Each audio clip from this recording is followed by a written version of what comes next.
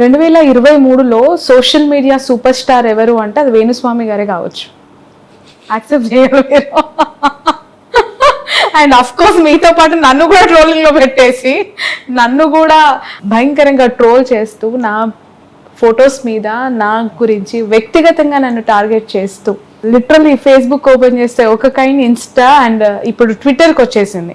ఏకంగా ఒక పార్టీకి సంబంధించిన హైకమాండే నా నెంబర్లను కూడా రిమూవ్ చేయించేసి నా నెంబర్లను బ్లాక్ చేయించేసి మీతో ఇంటర్వ్యూ చేసినందుకు నన్ను కూడా పర్సనల్ టార్గెట్ చేసే పరిస్థితికి వచ్చేసింది. ఎలా చూడాలంటారు ఈ ట్రోలింగ్ ని? ఎలా తట్టుకుంటున్నారు మీరు? మేము ఎలా తట్టుకోవాలి?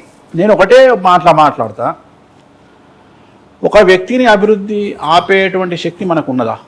లేదు. ఎగ్జాంపుల్, ఇప్పుడు హైదరాబాద్ జట్టు అనేది లిస్ట్లో లేనటువంటి ఒక జట్టు, కావ్యమారన్ ఉంది. కావ్యమారన్ జాతకంలో దోషాలున్నన్ని రోజులు హైదరాబాద్ సన్ రైజర్స్ డిజాస్టర్ అయింది. ఇవాళ కావ్యమారన్ జాతకంలో కొద్దిగా యోగం ఉంది, ఆమె జాతకంలో ప్రజెంట్ మంచి యోగం ఉంది కాబట్టి ఇప్పుడు ఆమెది అప్పర్ హ్యాండ్ అయింది. సో మిథున రాశి జాతకానికి సంబంధించి కొద్దిగా ఫెచ్చింగ్ స్టార్ట్ అయింది. సో దానికి తగ్గట్టే ఇవాళ టీం కూడా సంయుక్తంగా ఆడుతున్నది, మంచి పేరు వచ్చింది. సో మంచి టీంల మీద గెలుస్తుంది. సో అభిషేక్ శర్మ అనేటువంటి వ్యక్తి 15 బాళ్ళు 16 బాళ్ళలోనే హాఫ్ సెంచరీ కొడుతున్నాడు హైదరాబాద్ సన్ రైజర్స్ కు. అతన్ని ఆపే శక్తి ఎవరికనుందా? స్టేడియంలోకి బ్యాట్ తీసుకొని దిగిన తర్వాత అతన్ని ఆపే శక్తి, ఆ బ్యాట్స్మెన్ విజృంభించకుండా, ఆ బ్యాట్స్మెన్ కు పేరు రాకుండా ఐపీఎల్లో ఆపే శక్తి ఎవరికైనా ఉందా? ఎంత పెద్ద తోపైనా సరే, భారతదేశంలో ఎంత పెద్ద తోపైనా సరే, చక్రం తిప్పగలిగిన తోపైనా సరే, ఒక్కసారి స్టేడియంలోకి వెళ్ళిపోయిన తర్వాత సిక్స్లు కొడుతుంటే నోరెళ్ళబెట్టి చూడడమే తప్ప. సో ఇక్కడ కూడా గదే, జ్యోతిష్యము అనేటువంటిది ఒక శాస్త్రము. ఈ శాస్త్రం ద్వారా జరగబోయేటువంటి విషయాలను సమాజానికి తెలియపరుస్తూ, జ్యోతిష్యాన్ని పెంపొందిస్తూ, జ్యోతిష్యం పట్ల నమ్మకాన్ని తీసుకొస్తూ, ఎట్ ది సేమ్ టైం నా పిఆర్ను పెంచుకునేటువంటి ప్రక్రియలో భాగంగా జరుగుతున్నటువంటి వ్యవహారం ఇదంతా కూడా. సో ఇక్కడ వేణుస్వామి చెప్పిండు అంటే, వేణుస్వామి రోల్ చేయడం వల్లనో, మీమ్స్ క్రియేట్ చేయడం వల్లనో, వేణుస్వామిని టార్గెట్ చేయడం వల్లనో జరగబోయేటువంటి ఫలితాలు, వచ్చేటువంటి ఫలితాలు అయితే ఆగిపోవుగా. ఖచ్చితంగా జరగాల్సినవి జరిగి తీరుతాయి కదా. సో దాన్ని అయితే ఎవరు ఆపలేరు కదా. మరి ఆపనప్పుడు ఈ వ్యర్థమైనటువంటి ఈ ట్రోలింగ్ ఎందుకు? నిన్ను నన్ను టార్గెట్ చేసి లాభం ఏముంది? మహా అంటే జూన్ 4 కదా, జూన్ 5వ తేదీ నుండి మళ్ళీ నార్మలే కదా. మళ్ళీ 4.5 ఏళ్ళ దాకా మళ్ళీ ఎవరి పని వాందే కదా. అదే వచ్చింది సమస్య. ప్రతిసారి ఎలక్షన్ల ముందర నాకు ఈ రామాయణం అలవాటే కదా. చలికాలం కాగానే ఎండాకాలం తర్వాత వానాకాలం ఎట్లా వస్తుందో, ప్రతిసారి ఎలక్షన్ అప్పుడు ఇదే రామాయణం. 2017, 18, 19లా ఇదే టార్గెట్ నన్ను, 2024లా ఇదే టార్గెట్ నన్ను. ఏం చేస్తారు? ఏం ప్రూవ్ చేసుకోవాలి? పోనీ జరిగినవి తీసుకొచ్చి నన్ను ఏమన్నా, నాకేమైనా కిరీటం పెట్టిర్రా, లేకపోతే నాకేమన్నా పదవులు ఇచ్చిర్రా, లేకపోతే నాకేమన్నా కిరీటాలు పెట్టిర్రా, లేకపోతే డబ్బులు ఇచ్చిండ్రా, లేకపోతే ఏమన్నా ఏమంటారు వాటిని బిరుదులు ఇచ్చిర్రా? ఒక్కటి జరగకపోతే 100 మాట్లాడతారు. పోనీ నా జీవితంలో జరగకపోవడమే లేదు, అన్నీ జరిగినాయి. నేను చెప్పని వాటిని కూడా చెప్పినా ట్రోల్. మీరు ఏం సాధిస్తారు? ఏం సాధించరు. మహా అంటే మానసిక. మీరు ఇంత లైట్ గా తీసుకుంటున్నారు, ఇంత లైటర్ వేలో, అంటే యాక్సెప్ట్ చేసేస్తున్నారు. ఇది ఇంత ఇంకా మారదు, మనం మార్చేది ఏముంది అని ఎంత చాలా లీస్ట్ బాధ దాని గురించి. కానీ ఈ ట్రోలింగ్ వల్ల మనిషి ప్రాణాలు తీసుకునే అంత మనిషి. గీతాంజలి రీసెంట్ ఇష్యూ, అమ్మాయి సూసైడ్ చేసుకొని అమ్మాయి కాదు, నేను అదే చెప్తున్నా. ఇప్పుడు నా దగ్గరకు వచ్చిన కుషితా కల్లప్పు నేను కౌన్సిలింగ్ ఇస్తే అమ్మాయి తీసుకునే విధానం వేరు, నా దగ్గర వెళ్ళిపోయినాక తీసుకునే విధానం వేరు. సో నేను అమ్మాయికి స్ట్రాంగ్ గా కౌన్సిలింగ్ ఇచ్చింది అదే, లైట్ తీసుకో అని. అట్లనే ప్రతి సమాజంలో ప్రతిదీ అదే చెప్తున్నా నేను. ఇప్పుడున్న జనరేషన్ ప్రకారము ట్రోలింగ్ విపరీతంగా ఉంటది. ఇప్పుడు ఉదాహరణ చెప్తా. నేను మొన్న ఒక రీల్ చేసిన, ప్రభాస్ది. నేను మా ఆవిడ కలిసి ప్రభాస్ ఒక రీల్ చేసినాం. ఇట్లాంటి అమ్మాయే కావాలని ఏమైనా కోరికలున్నాయా? చదువుకున్న అమ్మాయి అయితే బెటర్. ఏంటి బెటరు? తింటావా చదువుని? చదువుకున్న కాడి నుంచి నువ్వు నేను సమానం, బొంగు భోషణం అని ప్రతిరోజు గొడవలు.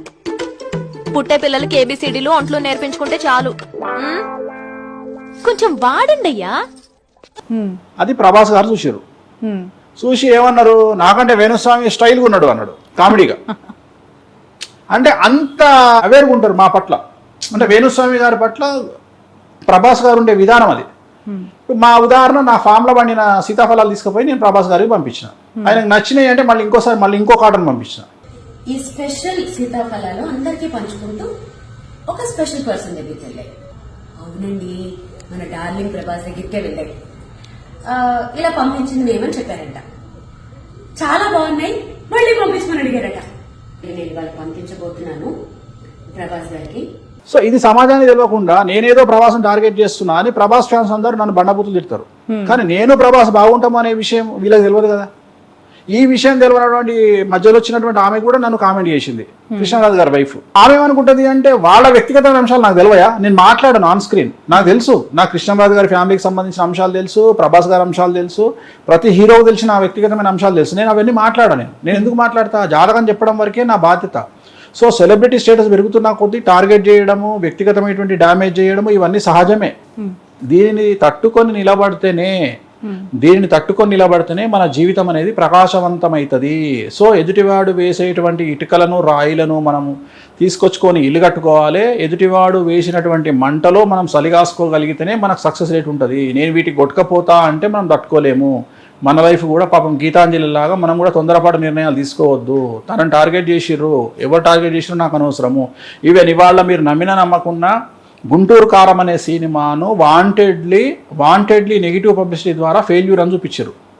వాంటెడ్లీ అంతెందుకు, నిన్నగాక మొన్న విజయ్ దేవరకొండ సినిమా రిలీజ్ అయింది, ఫ్యామిలీ స్టార్. సినిమా రిలీజ్ కాకముందే రివ్యూస్ పెట్టారు బేకార్ సినిమాని. ట్రోల్స్కు, మేమర్స్కు, ఫేక్ రివ్యూస్కు నాశనం అయిపోయినటువంటి వ్యక్తి విజయ్ దేవరకొండ. ఈ సినిమా నాశనం అవడానికి కారణం ఎందుకంటే సినిమా బయటికి రాకముందే నెగిటివ్ రివ్యూస్ పెట్టేశారు. మొత్తం ఎక్కడ చూసినా నెగిటివ్ రివ్యూస్, బాగలేదు, రాడ్డు దించుండు అంటే ఈ మౌత్ పబ్లిసిటీకి పోయేటోడు కూడా పోడు. ఇదే ప్రయత్నం నీ మీద నా మీద జరుగుతుంది. ఎట్లా వేణుస్వామి జ్యోతిష్యం పనిచేయదు అని జనాలలోకి ఇంజెక్ట్ చేసి వేణుస్వామి దగ్గరికి క్లయింటేల్ పోకుండా చేయాలి అని సింపుల్ లాజిక్ ఉంది దాంట్లోనే. వేణుస్వామి జ్యోతిష్యం పని చేయదు అని నువ్వు ఇంజెక్ట్ చేయాలనుకుంటున్నావు అంటేనే వేణుస్వామి జ్యోతిష్యం పనిచేస్తుందని అర్థం. లేకపోతే ఇప్పుడు ఇంతమంది జ్యోతిష్కులు ఉన్నారు, ఒక్క జ్యోతిష్కుడు కూడా ఇంత పబ్లిసిటీ వచ్చిన జ్యోతిష్కులు లేరు. ఉదాహరణ, ఈ మధ్యకాలంలో ఒక జ్యోతిష్కుడు నా మీద ఒక తమ్మునేలు పెట్టిండు, వేణుస్వామి ఎప్పుడు చచ్చిపోతాడంటే. చూసింటావు నువ్వు, తమ్మునేలు పెట్టిండు ఏమని అంటే వేణుస్వామి ఎప్పుడు చచ్చిపోతాడంటే అని తమ్మునేలు. అతను పెట్టిన 200-300 వీడియోలు చూస్తే అన్ని వీడియోలు 100, 200, 60, 70 వ్యూస్. నాదొక్కటి మాత్రం 2,50,000 పోయింది. నా తమ్మునేలు పెట్టింది. That is my brand. But ఇప్పుడు మీకు పేరు మార్చారంటే కదా, వేణుస్వామిని వేలుస్వామి అని పిలుస్తారు. మంచిగా అడిగినావమ్మా నువ్వు ప్రశ్న. వేలుస్వామి ఎప్పుడు అవుతారు? అయితే ఇప్పుడు దీనికి ఒక రీజన్ ఉందమ్మా. ఇప్పుడు సాక్ష్యం నువ్వు దొరికిన ఇవాళ, నువ్వు దొరికిన ఇవాళ. అయ్యో, నన్ను మధ్యలో నువ్వు దొరికిన ఇవాళ, నువ్వు అనవసరంగా అడిగినావు. ఇప్పుడు వేణుస్వామి అనేది ఇప్పుడు ఉగాది నాడు జీటీవీలో ఒక కార్యక్రమం రాబోతుంది. ఎవరు బిత్తిరి సత్తి నా గెటప్ వేసుకొని వచ్చి నన్ను ఇమిటేట్ చేస్తూ చేసిన వీడియో. వేణుస్వామి అసలు ఈ వ్యక్తిని పరిచయం చేసింది ఎవరు? నాకు బిత్తిరి సత్య అనే వ్యక్తిని పరిచయం చేసింది ఎవరు? మీ ఆయన. సాక్ష్యం ఉన్నాడు 6 టీవీలా. అవును, ఉగాది పంచాంగం టైంలో 6 టీవీలా మీ ఆయన ఛాంబర్లో నేను, వీళ్ళ ఆయన పేరు చిదంబర్ రెడ్డి అండి, చిదంబర్ రెడ్డి చెప్తున్నా మీకు. ఆయన ఛాంబర్లో కూర్చుంటే నా పక్కకు ఒక వ్యక్తి కూర్చున్నాడు. బిత్తిరి సత్తి పేరు ఏదో పేరు ఉంటుంది, నాకు ఒరిజినల్ పేరు నాకు గుర్తు, చేవేళ్ళ రవి. నన్ను పరిచయం చేసి నేను కూర్చుంటే నేను చిదంబర్ రెడ్డి ఛాయ్ తాగుతుంటే, స్వామి గారు ఈయన పేరు చేవేళ్ళ రవి, ఇప్పుడు ఈ మధ్యన యాంకరింగ్ వచ్చిండు. I'm talking about 2013 or 14, 2013-14. ఆ రోజు జాతకం చూసి చెప్పిన, దున్నుతావు నువ్వు అని చెప్పిన, మొత్తం ఏళ్తావు నువ్వు, టీవీ మీడియాని ఏళ్తావు నువ్వు అని చెప్పిన. దాని తర్వాతనే తీర్మాన వార్తలు పడ్డది ఆయనకు. ఇది మీ వారి సాక్ష్యంగా జరిగినటువంటి డిస్కషన్. ఆయన పొజిషన్కి వచ్చిండు కదా, మరి అలాంటి నన్ను ఆయన ఇవాళ అట్లా పెట్టి టోల్ చేస్తున్నాడు అంటే దాని అర్థం ఏంది? నేనేమంటున్నా అంటే దాన్ని నెగిటివ్ తీసుకోవట్లేదు. నేను ఐఆమ్ సేలబుల్ ఐటమ్ అని ఫీల్ అవుతున్నా. ఇవాళ ఒక టీవీ ఛానల్లో నా మీద ప్రోగ్రామ్ చేస్తున్నారు అంటే that is my credibility, that is my worth, that is my market, that is my brand. ఇది నేను హ్యాపీగా ఫీల్ కావాలి. నన్ను ఎందుకు తిట్టుకుంటా? చివరికి జ్యోతిష్కులకు కూడా నేను ఇన్స్పిరేషన్ కదా. ఒక జ్యోతిష్యుడు కూడా లాస్ట్కు తన రేటింగ్స్ పెంచుకోవాలంటే, తన వ్యూస్ పెంచుకోవాలంటే వేణుస్వామి ఎప్పుడు చచ్చిపోతాడు అని తమ్మునేలు పెట్టి మరీ వేస్తున్నాడు అంటే, అలాంటి జ్యోతిష్యులు ఒక చిన్న జ్యోతిష్యులకు ఇవాళ స్టార్ హీరో ఎగ్జాంపుల్. నాకు తెలిసి నేను జ్యోతిష్యంలో నేను ప్రభాస్ లాంటి జ్యోతిష్యం అనేటువంటిది ఇవాళ మార్కెట్లో వినబడుతుంది అంటే వేరు చేసి చూడలేం.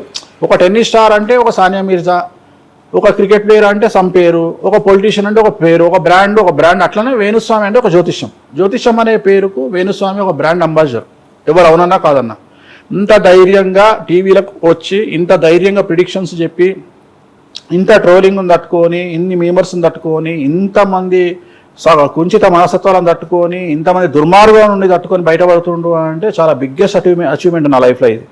సో నువ్వు కూడా అంతే. ఎట్ ది సేమ్ టైం నేనంటే మగవాడిని, నా గరక నా ఘాటుగా తెగిడ్చునికి తెడ్డేలింగం. ఆడోళ్ళకి ఎన్నో సమస్యలు ఉంటాయి, ఫ్యామిలీ ఉంటది, సమస్యలు ఉంటాయి. నేను కూడా troll చేస్తున్నా. వాటి కింద బూతులు మొహం మీద మార్క్ చేసి ఫేక్ జర్నలిస్ట్ అని, ఫేక్ పర్సన్ అని, how they can criticize me. Fake అనేది ఎక్కడ చూసారు వాళ్ళు?